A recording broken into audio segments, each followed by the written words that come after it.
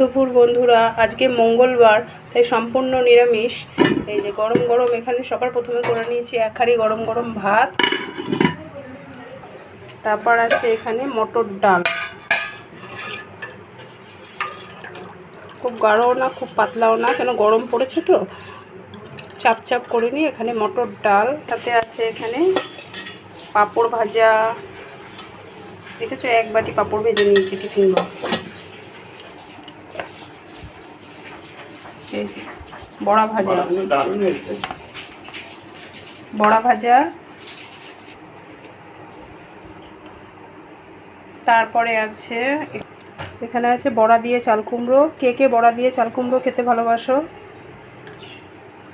তারপরে আছে এই যে আলু সোয়াবিনের তরকারি, আর সব শেষে একদম রায়তা।